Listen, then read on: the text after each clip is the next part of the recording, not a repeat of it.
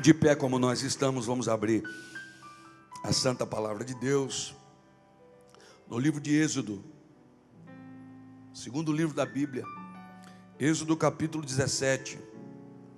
Livro do Êxodo capítulo 17, versículo 8. Êxodo 17, 8. Ao longo do culto eu falei duas coisas aqui que, sem perceber, tem a ver com a mensagem, né? Duas coisas. Falei sobre estar junto, falei agora mesmo sobre o guarda-chuva, e é dentro dessa linha que eu queria pensar nesse texto com os irmãos. Êxodo 17, 8. Então veio Amaleque, pelejou contra Israel em Refidim. Pelo que disse Moisés a Josué: escolhe-nos homens e sai e peleja contra Amaleque. Amanhã eu estarei no cume do outeiro, e a vara de Deus estará na minha mão. E fez Josué conforme Moisés lhe dissera, pelejando contra Amaleque. Mas Moisés, Arão e Hur subiram ao cume do outeiro. E acontecia que quando Moisés levantava a sua mão, Israel prevalecia, mas quando ele abaixava a sua mão, Amaleque prevalecia. Porém as mãos de Moisés eram pesadas, por isso tomaram uma pedra e puseram debaixo dele, para sentar-se sobre ela. E Arão e Hur sustentaram as suas mãos, um de um lado, outro do outro. Assim ficaram as mãos, suas mãos firmes, até que o sol se pôs. E assim Josué desfez a Amaleque e a seu povo a fio de espada. Então disse o Senhor a Moisés: escreve isso para a memória num livro e relata aos ouvidos de Josué, que de Amaleque, que eu totalmente hei de riscar a memória de Amaleque de debaixo dos céus. Moisés edificou um altar e chamou o seu nome: o Senhor é a minha bandeira. No original é Jeová Nissi, o Senhor é minha bandeira. E disse: porquanto jurou o Senhor, haverá a guerra do Senhor contra Amaleque de geração em geração. Diga amém. Sente-se aí, por favor, no nome de Jesus.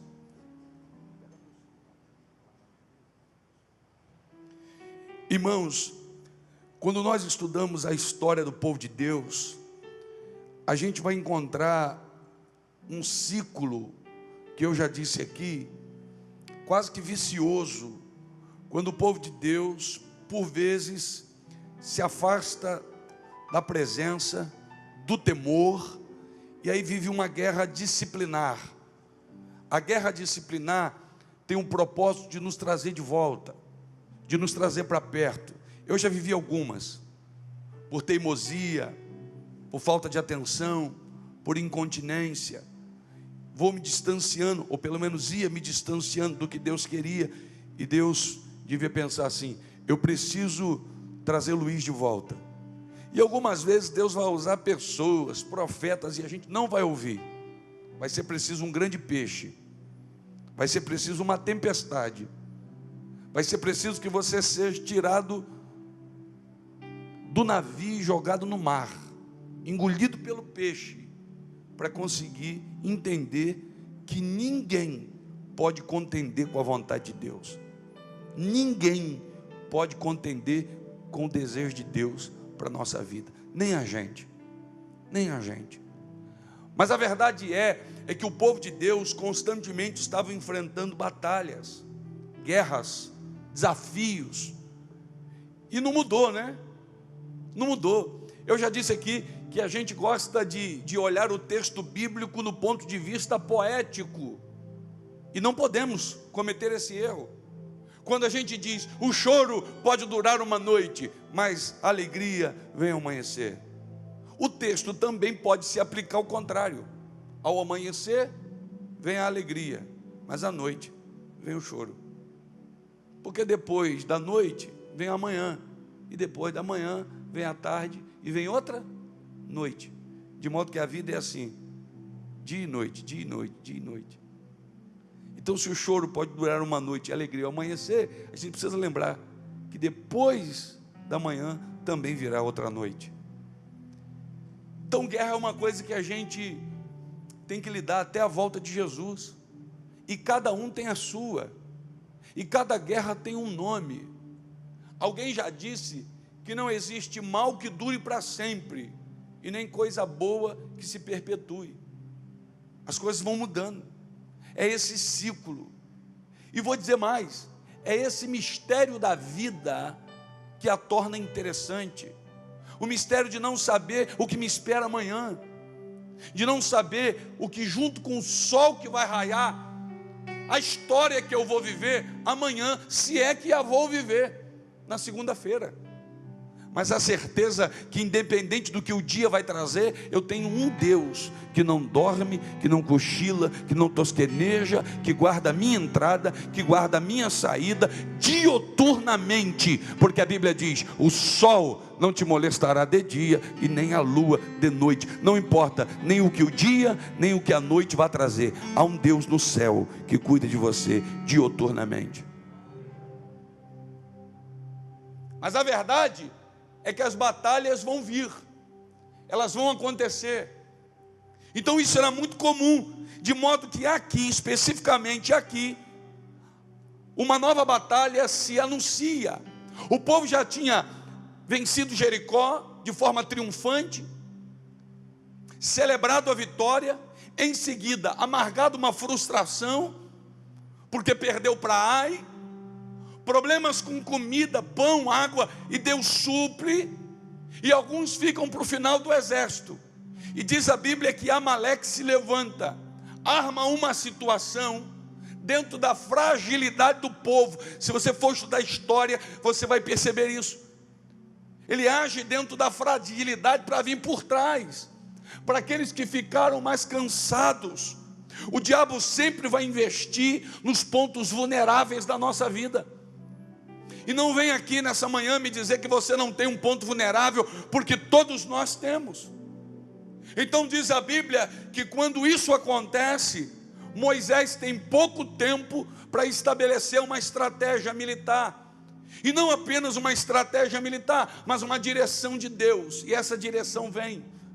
Louvado seja Deus, que não tem nos deixado sem direção diante das guerras que se apresentam diante de nós. É por isso que eu e você precisamos estar ligados, porque Deus tem estratégias. Você vem para um culto como esse, e uma palavra é a estratégia que você precisava. Uma palavra é a chave que você precisava para virar, para acontecer, para viver um novo tempo da parte de Deus. Então Deus dá a estratégia a Moisés. Moisés chama Josué e diz: separa homens para a peleja, porque amanhã, aí aqui começa a grande estratégia. Amanhã vocês vão descer ao vale e vocês vão lutar contra os amalequitas. Eu, porém, com Arão e Ur, vamos estar no cume do outeiro, no alto da montanha. Fica tranquilo, Josué, nós seremos a tua cobertura espiritual. Qual a importância de termos uma cobertura espiritual? Moisés não leva a funda de Davi, Moisés não leva a espada de Golias, Moisés não leva a armadura de Saul. O que Moisés leva?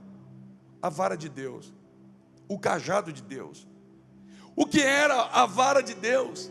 A vara de Deus, ou cajado de Deus, que estava na mão de Moisés, era um sinal de dependência. Eu não vou para o cume do outeiro cobrir um povo numa batalha na força do meu braço. Eu vou na dependência do Senhor. Por isso eu estou levando a vara de Deus. Não é a espada, não é a lança, não é a funda, não é a armadura. Sabe por quê? A cobertura não será física, a cobertura será espiritual. Nossa família vai vencer, porque eu e você temos na mão a vara de Deus. A cobertura espiritual.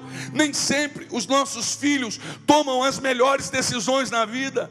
Nem sempre eles são atingidos com os melhores sentimentos. Muitas vezes eles estão no vale da guerra. Mas eu e você, com a vara de Deus, intercedendo e cobrindo a nossa casa, a nossa família, a nossa igreja, a nossa cidade, de oração. Cobertura espiritual. E aí é lindo, porque Josué acredita nisso. Hoje alguns cristãos, carnais, humanos, diriam a Moisés: para que isso? Seria muito mais útil se você descesse conosco na guerra. Era mais um homem, seriam mais 3 homens, mais 3 espadas. Hoje muitos diriam isso. De que adianta você ir para o monte? De que adianta você estar orando? Você devia estar com a gente lá. Só que Deus é assim.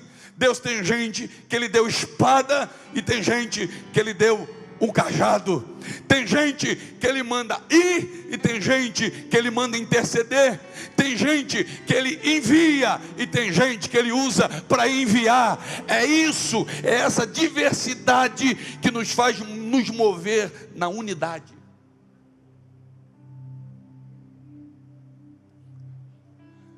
Antigamente alguém dizia assim: minha equipe de trabalho é extraordinária. Todos pensam iguaizinho. Hoje não se aplica isso. Sabe o que nós deveríamos fazer? A nossa equipe de trabalho é extraordinária. Nem todo mundo pensa igual, mas a gente se move em unidade. É possível isso. Então Moisés está no alto do cume, com a vara de Deus, com o cajado na mão. E diz a Bíblia que Josué está lutando contra os amalequitas. E se alguém colocar a câmera lá embaixo, vai ver Josué e o exército, os israelitas vencendo e os amalequitas recuando. E se você tirar a câmera lá de baixo e jogar para o cume do monte, você vai ver Moisés com a vara estendida. Enquanto Moisés está com a vara estendida, enquanto Moisés está com as mãos estendidas, Josué embaixo do monte está vencendo. Só tem um detalhe: as mãos de Moisés são pesadas. Sabe por quê? Nós não estamos falando de 15 minutos de batalha. Nós não estamos falando de 2 horas de batalha. A Bíblia diz que foi um dia inteiro de batalha, até o sol se pôr. Existem batalhas que duram mais do que a gente gostaria que durassem. Existem guerras que duram muito mais do que a gente imaginou que fosse durar. E é tão difícil, às vezes, continuar com as mãos levantadas. É tão difícil, 2 horas depois, continuar como há 2 horas atrás. É tão difícil, 6 meses depois, continuar na mesma pegada como há 6 meses atrás. É tão difícil, às vezes, 2 anos vivendo uma mesma guerra, continuar com o mesmo vigor, com as mesmas forças, como há 2 anos atrás. Os braços de Moisés cansaram. As mãos de Moisés, diz a Bíblia, eram pesadas. Aí diz a Bíblia que alguém teve uma grande ideia. Qual? Arão e Hur olharam e viram uma pedra, uma rocha, e disse: vamos mover essa rocha. Escute isso aqui. Eles não pegaram Moisés e disseram: Moisés, vem aqui, senta nessa rocha. Não, eles pegaram a rocha para Moisés, e não Moisés para a rocha. Moisés não podia sair do lugar, mas eles olharam um para o outro. E eu não fico acreditando que era uma pedrinha desse tamaninho, que seria tão desconfortável quanto. Deveria ser realmente uma rocha. E tirar uma rocha de lugar é difícil. Vai exigir da gente esforço, emprego de força. Mas Arão e Hur estavam decididos a mover aquela pedra para favorecer Moisés. Eles estavam decididos a sair do conforto, a machucar as mãos, a forçar a coluna, a empregar toda a força de sua musculatura para mover uma pedra para debaixo de um homem. Às vezes o sacrifício que a gente faz em direção de alguém demonstra a importância desse alguém. E às vezes não apenas a importância desse alguém, mas o esforço que a gente faz demonstra a nossa capacidade de servir. Eles foram lá e juntaram. E aí imagino eu um diálogo entre Arão e Ur dizendo: deve ser pesado esse negócio, mas não tem problema. O importante, não sei se você já percebeu, Arão. Arão disse: eu percebi, Ur. Enquanto Moisés está com a mão levantada, lá embaixo a vitória está acontecendo. É uma grade, irmãos. Então vamos fazer o seguinte, vamos mover. E eles movem a pedra para debaixo de Moisés. E eu fico imaginando eles dizendo assim: Moisés, senta aqui. Moisés disse: mas o problema não são só as minhas pernas, as minhas mãos estão cansadas. E Arão e Ur dizem assim: é para isso que nós estamos aqui. Ur, vai para o lado direito, deixa o lado esquerdo comigo, ou vice-versa. Levanta a mão de Moisés aí, Ur levanta. E do outro lado, não, deixa comigo, Arão levanta. Moisés está sentado e continua: ah, pastor, mas não podia então o próprio Arão levantar a mão? Não, a mão tinha que ser de Moisés. Não podia Ur levantar as mãos? Não, a mão tinha que ser de Moisés. Mas as mãos de Ur e de Arão podem sustentar as mãos de Moisés. Então um segura de um lado, o outro segura de outro. E diz a Bíblia que eles mantêm a mão de Moisés estendida até o pôr do sol. De modo que os amalequitas foram recuando, foram perdendo, foram recuando, foram perdendo. Os israelitas foram vencendo. Alguém deve olhar lá para cima do monte e diz: que mão é aquela que não cansa? Cansa sim, mas Deus está usando um do lado direito, o outro do lado esquerdo. Quantos Moisés que estão aqui nesta manhã, que já teriam desistido há muito tempo, mas louvado seja Deus, porque através de um telefonema, de um WhatsApp, de uma mensagem, de uma visita, Deus usou alguns Arões para sustentar a tua mão, e você está com ela erguida, e porque está com ela erguida, quem está debaixo está vencendo. A vara de Deus na mão de Moisés era a sua credencial. Ele está credenciado a estar no alto do monte, cobrindo esse exército. Sem a vara de Deus, ele não pode. Mas com a vara de Deus, ele está credenciado. Que credencial é essa? A credencial da dependência. Onde esse cara vai com essa vara? Onde ele vai com esse cajado? Vamos para o culto. Ah, cadê meu sapato? O outro, a minha gravata. Não, eu queria aquela. Cadê a minha blusa de seda? E está Moisés. Cadê a vara? Cadê o cajado? Não dá para ir sem um cajado. Não dá para ir sem a vara. É a dependência. A vara de Deus na mão de Moisés é a credencial. A vara de Deus na mão de Moisés representa a história e a autoridade para fazer o que ele vai fazer.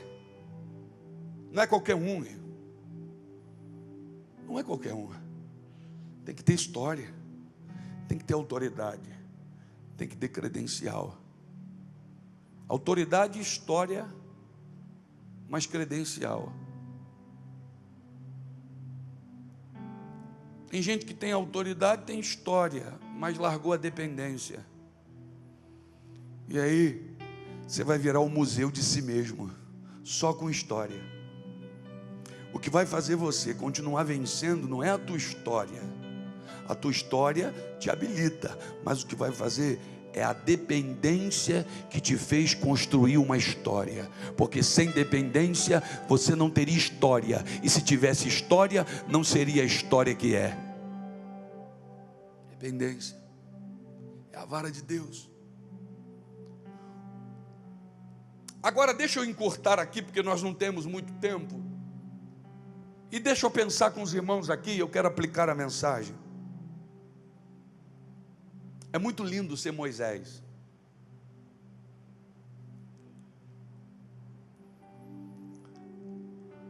É muito lindo ter a vara de Deus. É muito lindo ter credencial, ter autoridade para erguer as mãos e dizer: pode ir, eu sustento você. Mas Deus está precisando nesse tempo de Arão e Ur. Porque a mão de Deus não se cansa, porque diz a Bíblia que o Eterno não se cansa nem se fatiga, mas Moisés cansa. Quantos Moisés têm ficado pelo meio do caminho? Moisés dos quais a gente poderia ter gasto um tempinho para mover uma pedra. Ia dar trabalho, ia te cansar. Mas no final do dia, quando Josué voltasse celebrando, você ia olhar para a pedra e ia dizer: eu tive participação nisso. Eu queria pensar com os irmãos na importância de Ur, na importância de Arão para esse tempo. Quem aqui se cansa? Alguns não, eu me canso. Vão ter momentos que alguns de vocês serão Moisés, e em muitos outros momentos Deus vai querer usar como Ur e Arão para sustentar alguém que está cansado. Por que ele está cansado? Porque a guerra durou mais tempo do que ele imaginou. A batalha se estendeu. Isso foi cansando, foi cansando. E esse Moisés não consegue mais orar como orava antes. Não consegue mais cantar como cantava antes. Ele vem para o culto e alguém julga dizendo: boca de ferro, língua de aço, queixo de concreto, frio, geladeira. É fácil falar isso daqui. Mas não foi sempre assim que esse Moisés já cantou alto. Esse Moisés já orou muito. Só que ele cansou.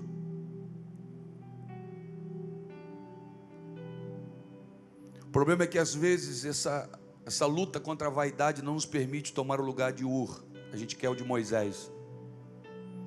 Então eu queria pensar com os irmãos: o exército não teria prevalecido sem a liderança de Josué. Você pode repetir isso? Diga: o exército não teria prevalecido sem a liderança de Josué. Aí diga assim: Josué não teria alcançado sucesso sem Moisés. Aí diz assim: mas Moisés poderia não ter prevalecido sem o apoio de Arão e Ur. O povo talvez não tivesse sucesso na batalha sem a liderança de Josué. Josué não teria vencido sem a cobertura de Moisés. E Moisés não teria conseguido suportar sem Arão e Ur. Isso é corpo, conjunto de membros que dependem um do outro. Alguém disse: quer ir mais rápido? Vá sozinho. Quer ir mais longe? Vá com pessoas. Moisés podia dizer: Arão e Ur, vocês estão demorando demais, fica aí. Ele ia mais rápido. Mas mais longe, eu vou esperar Arão e Ur, porque eles vão ter participação nesse negócio. Participação fundamental. O problema é que às vezes a gente mistura um pouco as coisas. A gente não sabe definir o que é protagonismo e o que é ser um coadjuvante. E nesse filme a gente não consegue identificar nem quem é figurante. Nem todo mundo pode ser um Moisés, ou um Josué, ou um Billy Graham, ou um Benny Hinn, ou qualquer outro. Mas todos os cristãos podem ser um Ur, um Arão, para sustentar alguém em oração, em cobertura, nos momentos de fraqueza e de dor. Nem todos serão protagonistas. O que é o protagonista? É o cara de destaque. Abre aspas. O principal, fecha aspas. Nem todo mundo vai ser. Num filme tem protagonistas, coadjuvantes e figurantes. Pastor, o que Deus quer? A primeira coisa eu vou dizer é que Deus não quer. Se tem uma coisa que Deus não quer que você seja nessa história aí, é figurante. Estar ali por estar. para preencher lugar, para não fazer diferença, para não ter relevância. Só sobraram dois: o protagonismo e o coadjuvante. Nem todos serão protagonistas, mas os coadjuvantes também fazem parte da construção do filme. Eles fazem. Como ouvirão se não há quem pregue? Como que vai pregar se ninguém se dispõe aí? Não há quem envie, como irão? Há um conjunto de coisas. Escute uma coisa, irmãos: tão nobre quanto fazer é ajudar a fazer. Que o Senhor derrame a consciência e não apenas o sentimento de coração de servo em cada um de nós. Que a nossa igreja tenha um coração de servo. Que o nosso alvo não seja o protagonismo, mas seja a realização para a glória de Deus. Tão nobre quanto fazer é ajudar a fazer. Alguns tocam, outros chegam mais cedo para preparar o som. Tão nobre quanto fazer é ajudar a fazer. Alguns tocam, outros carregam o instrumento de quem toca. Tão nobre quanto fazer é ajudar a fazer. Eu tenho dois exemplos aqui para terminar. O primeiro exemplo é o coxo da Porta Formosa, que a gente conhece bem. A hora da oração, Pedro e João subindo, o cara lá pegou na mão, levanta e anda, o cara andou e a benção. O outro é também um coxo, mas é o coxo do tanque de Betesda. Qual é a diferença dos dois? Vou te falar agora dentro da mensagem que eu estou pregando. O coxo da Porta Formosa, todos os dias, alguém, diga alguém, o levava até ali. O coxo de Betesda, Jesus disse para ele assim: quer ficar curado? Ele disse: como? Eu não tenho ninguém. Eu não tenho um homem. Não é dois, não é quatro, para cada um segurar numa ponta. Eu não tenho um para me ajudar a entrar nas águas quando elas se movem. Mas lá na Porta Formosa, todo dia, alguém levava aquele cara para lá. Até que um dia, eu fico imaginando, isso é conjectura, e a teologia me dá esse direito, desde que eu não fira o texto.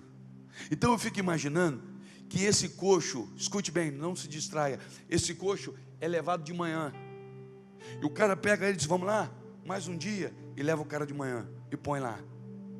Marca um horário para pegar, à tarde, à noite, não sei. À noite, o cara vai lá e pega. E aí, como foi o dia? Cadê a latinha com as moedas? O cara sacode, algumas, hoje foi mais ou menos. Aí leva o cara. O dia seguinte, a mesma coisa. Só que houve um dia que ele levou e não precisou buscar. Porque quando ele chegou lá, ele viu o cara de pé. E se o camarada tem gratidão, o cara disse assim: ó, muito obrigado por todos os dias que você me trouxe aqui. Hoje eu tive um encontro com dois homens de Deus. Tive um encontro com um milagre. E só tive esse encontro com um milagre porque você me ajudou a chegar até aqui. O que é isso? É o Arão, é o Ur que Deus levanta na nossa vida para viabilizar o milagre de Deus para mim e para você. Eu não quero terminar esta mensagem profetizando Arão e Ur na tua vida. Eu quero profetizar que você será Arão, que você será Ur. Chega desse negócio da gente entrar na igreja e ficar só recebendo palavra de autoajuda. Ei, você será a ferramenta de Deus para sustentar alguns Moisés nesta guerra. E quando os amalequitas perderem, o teu nome estará na história. Não como alguém que fez, mas como alguém que ajudou a fazer. Isso é lindo, irmãos. Irmãos, isso é lindo. E precisa se entender isso num tempo de tanta vaidade. Quando isso acontece, Moisés, imagino eu, está exausto. Consequência disso, Ur também está cansado, porque sustentar cansa também. Arão também está cansado. Disse: olha, Vitória, vamos descer. E Deus disse: Moisés, antes de você descer, faz um relatório aí, para Josué, que estava lá embaixo, saber o que aconteceu aqui em cima. Oh, irmãos, que lindo é isso. Faz o seguinte, faz aí. Primeiro, não faz um monumento. Moisés não faz um monumento para ele mesmo. Hoje, quantas pessoas, depois de uma guerra vencida, fazem monumentos a si mesmo?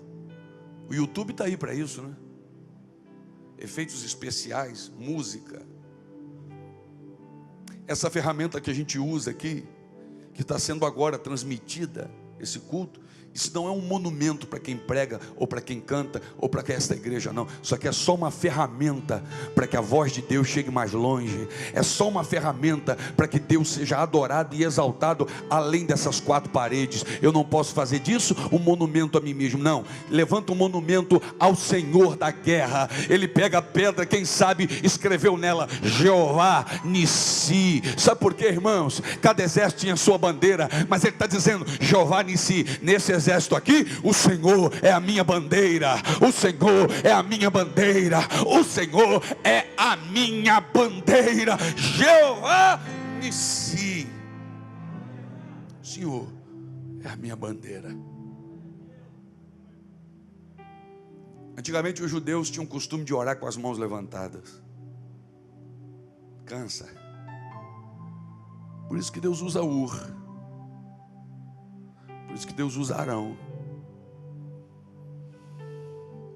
Ah, vou fazer o que lá no monte? Só Moisés tem a vara. Só Moisés tem o cajado. Ô Ur, o que a gente vai fazer lá? Arão, não sei, cara. Não é ele que tem? Deixa ele ir. Não é esse o sentimento. Vamos lá. A gente vai ajudar. Eu vou estar lá. O que precisar, a gente está lá. Eu não sei, a Bíblia não diz que previamente é estabelecido a função dos dois. A Bíblia, você não vê isso. Então eles podiam pensar assim: eu nem sei o que a gente vai fazer, mas vamos estar lá disponível para o que precisar. Não é para aquilo que eu quero, é para aquilo que for útil, para aquilo que precisar. Deus disse: antes de você descer, faz o seguinte, faz um relatório aí, para você mostrar para Josué. Josué está tão envolvido com a guerra lá, que ele não sabe o que aconteceu aqui em cima. Às vezes é assim, irmão. A gente está tão envolvido com a guerra, e depois tão embriagado, eufórico com a vitória, que a gente não tem ideia do que aconteceu no monte, para que a gente tivesse a vitória no vale.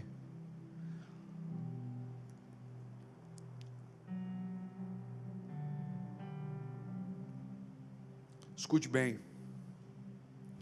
e eu termino aqui. Há alguns anos, nas Olimpíadas Especiais de Seattle, numa Olimpíada especial, participantes, todos eles, 9 participantes, com deficiência mental, alinharam-se para a largada da corrida de 100 metros rasos.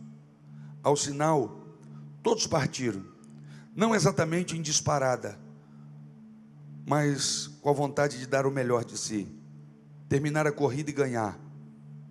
Um dos garotos tropeçou no asfalto, caiu e começou a chorar. Os outros ouviram o choro, diminuíram um passo e olharam para trás. Então, viraram e voltaram, todos eles. Uma das meninas com síndrome de Down ajoelhou, deu um beijo no garoto e disse: pronto, agora vai sarar. E todos os 9 competidores deram os braços e andaram juntos até a linha de chegada. O estádio inteiro levantou e aplaudiu durante muitos minutos. Talvez os atletas fossem deficientes mentais, mas com certeza não eram deficientes espirituais. Isso porque lá no fundo, todos nós sabemos que o que importa nesta vida, mais do que ganhar sozinho, é ajudar os outros a vencer, mesmo que isso signifique diminuir os nossos passos. Vamos ficar de pé.